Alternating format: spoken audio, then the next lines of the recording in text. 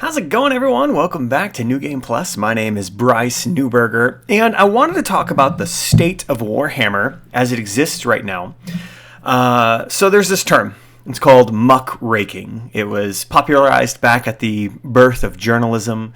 But this idea of muck raking is that you are spreading a lot of negative gossip, you're exposing corruption, and really what it is, it's the idea now in modern days that our YouTube algorithm, our social media algorithm, responds to extreme emotion. So I've done this thing. I've quit social media. I'm trying to read more books in my life, and the only social media I use is YouTube. And so my YouTube feed is filled with a lot of Warhammer just stuff, like a lot of, right? And I'm watching Auspex Tactics, and I'm watching Morty and Glory, and I'm watching Tabletop Tactics, and Play on Tabletop, and Mini Wargaming, all of these great, Squidmar, right? Tabletop Times, Jaza, all of these great, Rogue Miniatures Hobbies, all these great YouTubers who I just enjoy, right? I just sit down, cup of coffee, kid on my lap, and I just enjoy Warhammer. I've been playing Warhammer since 3rd edition, and what drew me in was just all of the stories and the narrative and the painting and the gameplay, and it was something that me and my brother would just sit down with our models and play. And then my cousin would come over and he started playing, and it wasn't this tournament thing. And currently, what's happened in the sphere of Warhammer is two things have happened. One, competitive tournament play Warhammer has somehow become the default Warhammer. And if you go back to the earliest editions of Warhammer, that was never really the thing. The competitive scene for Warhammer is relatively new in the grand scheme of Warhammer. Sure, there's always been, tournaments, but if you go back to 1st edition, just in the White Dwarf magazines, if you go back to, just the kinds of models and the rules and the old psychic abilities that they used, it was unbalanced and sometimes unfair, and that was okay. People were rolling dice and laughing. I remember being really young. It was probably 4th edition, probably third edition, and I was watching, as a little boy, I was watching an Ultramarines player play an Orc player. And I used to go to this place in downtown Tulsa, Oklahoma, called... I feel bad that I forgot the name of it, but it's not around anymore. But yeah, I would go down to my local game store, and I would just watch. Sometimes I'd play, but other times I'd just watch other people play. But I remember watching this Orc player charge this Space Marine player, and he had a Ziploc bag full of dice. And he was like, "This is how many dice I get." And the Ultramarine player just looked at him and was like, "Really?" He goes, "Yeah, I could show you in my codex." He's like, no, that makes sense. So the guy just dumped a bucket of dice. I can't remember how it turned out. I remember buying my Nightbringer, and I think it was 4th edition that I started playing Necrons and charging Typhus of the Death Guard and being really intimidated because I'm a young boy. And, this hero Typhus, the Chaos Champion, and I didn't quite understand how powerful the Nightbringer was. And I was like, I beat Typhus. The guy's like, yeah, no duh, it's a Nightbringer. It was just fun. It was just a way to spend our time. It was a way to play. And this whole idea of going to a tournament was just a way for the fans to kind of celebrate and interact and play more stories and more narrative and more fun. It was just yet another vehicle to enjoy Warhammer. And I'm seeing these comments that are saying just play one-page rules, right? I've seen comments that just say, play anything else, right? Play Trench Crusade. And I've messed with those other games, and I think they're fascinating game systems. I enjoy making my own game system, just from a weird hobbyist, standpoint, nothing professional. But I want to make a claim that I think will be extremely controversial, but I think it's uncontestable. To a degree. Warhammer is in the best state it's ever been in. Warhammer is in the best state it's ever been in. Now, let me clarify that sentence before you all start, typing angrily. Here's why I say that. We have access to 2nd, 3rd, 4th, 5th, 6th, 7th, 8th, 9th, 10th edition rules. You can play whatever edition you want. But not only do you have access to all the previous editions, there are now more access to models than there's ever been. When I was growing up, 3rd, 4th, 5th edition, I didn't have access to a 3D printer, which wasn't a thing, to custom models. The idea of even just seeing custom models wasn't really in my sphere at the time. I'm sure people have been, painting their own thing, and I'm sure people probably have been kit bashing. But I wasn't seeing that until I got much older. Until about 8th edition, I wasn't even aware that was really happening. It just wasn't on my feed. It wasn't in my sphere.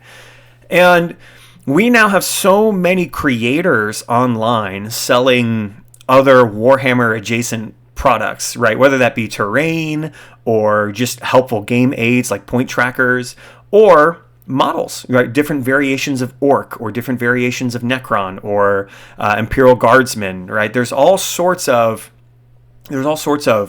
content to get. Now, Warhammer prices are more expensive than they've ever been, but at the end of the day, so are all the prices on everything. And I'm not forgiving GW for, upping their prices. But at the same time, I'm also not forgiving, Walmart for charging so much for eggs.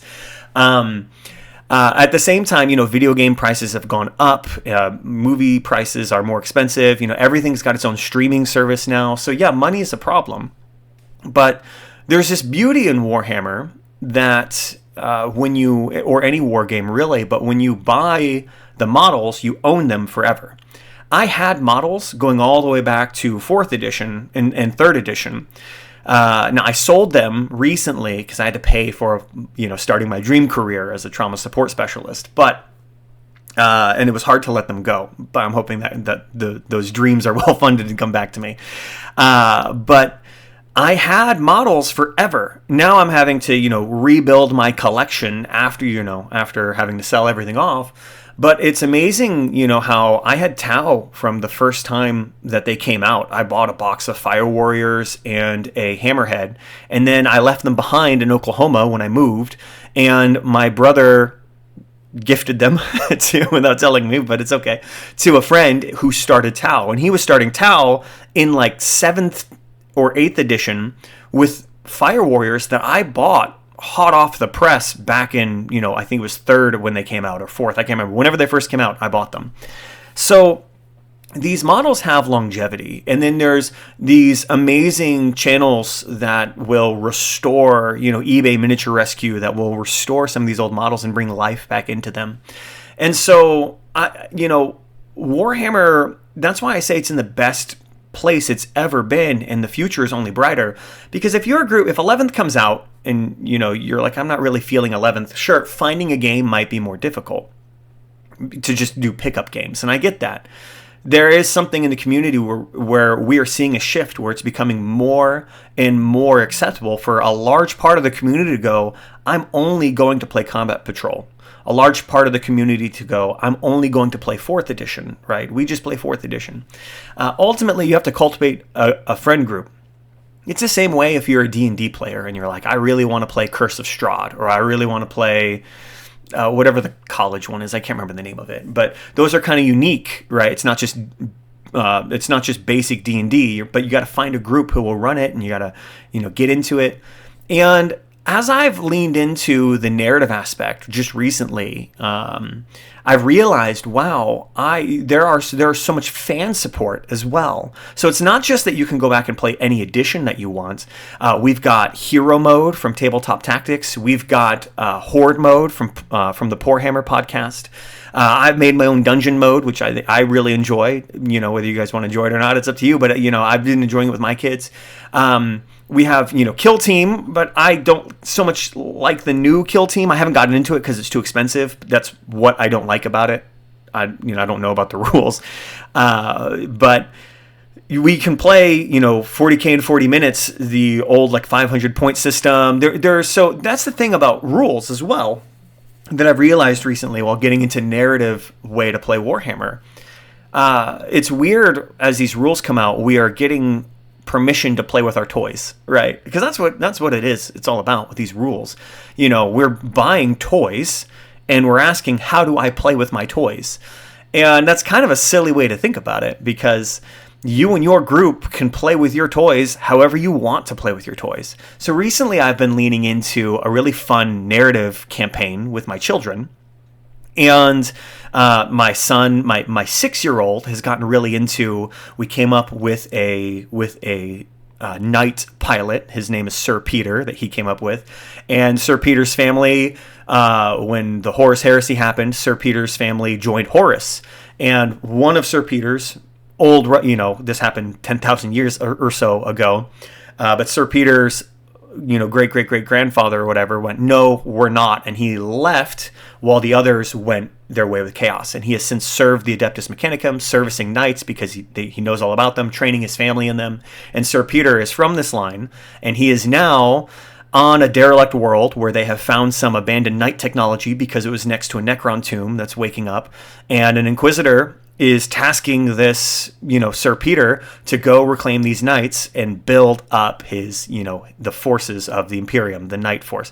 And so my 6-year-old son and I, we played a game of Warhammer Dungeons where he was crawling through a Necron tomb, infiltrating with his character. I'm giving him like a Sir Hector kind of character, but it's Sir Peter.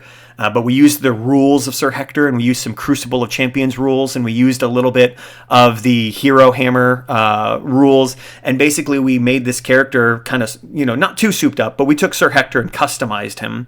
He crawled through the tomb. He got to the final battle. His brother was there as a Space Wolf captain. He showed up for the final battle. They got an Armiger chassis. And that's the first piece of his knight house that he's gotten. He's got an Armiger chassis, and now he's going to choose whether he wants to build it into a Helverin, a Warglaive, or a Morax.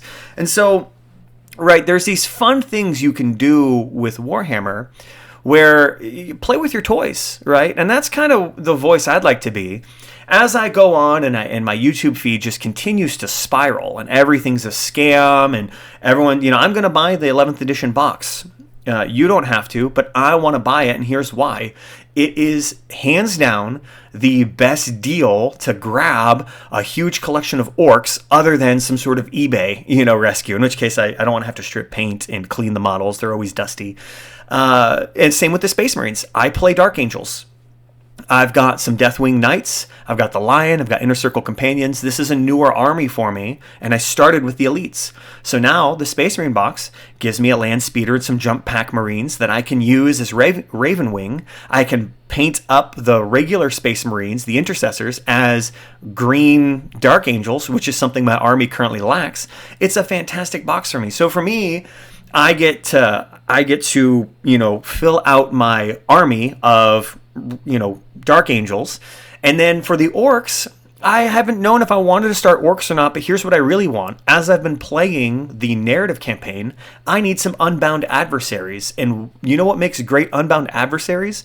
Orcs, especially as we want to play a little bit in the Armageddon rules, an Armageddon narrative.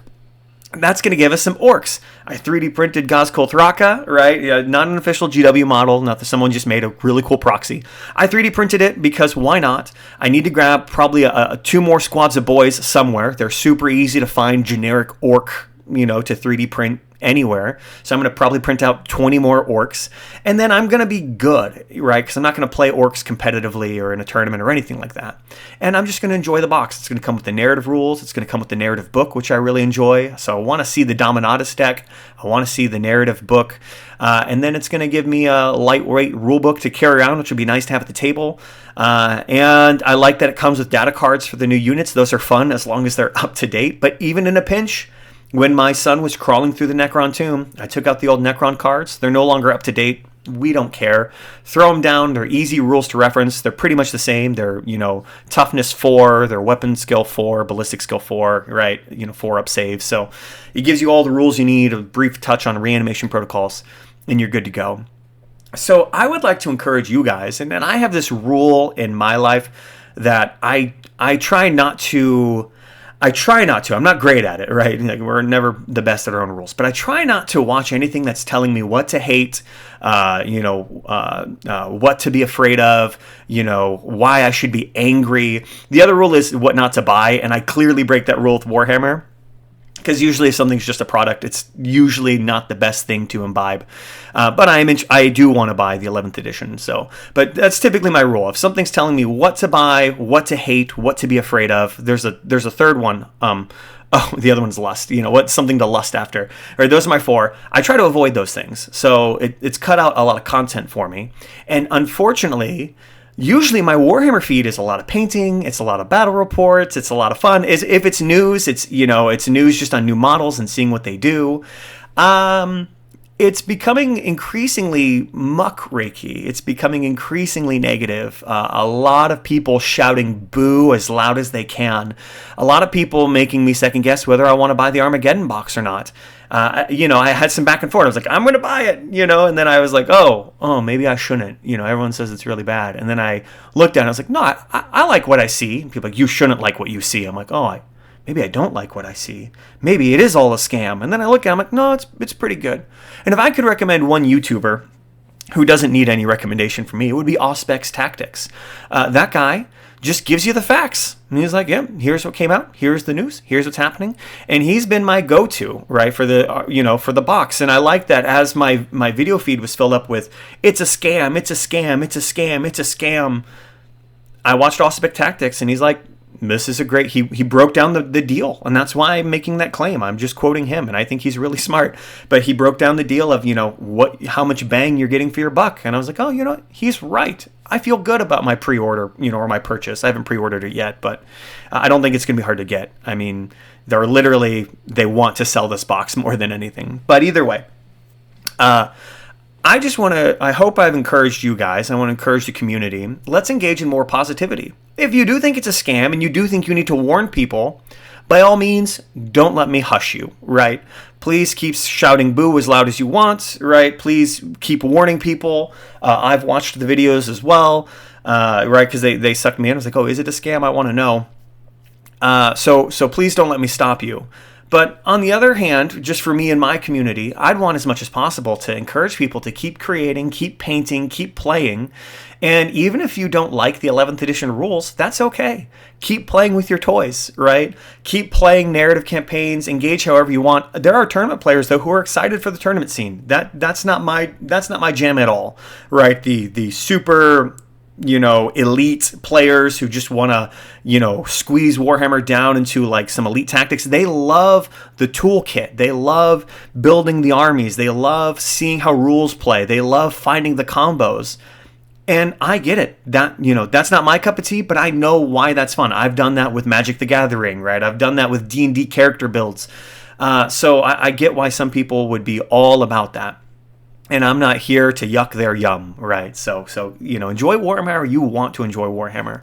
But I would just like to encourage people and be a small, tiny 50 subscriber voice in, shouting in the void, saying, we are here, we are here, we are here. Just saying, I think Warhammer is in for a great future.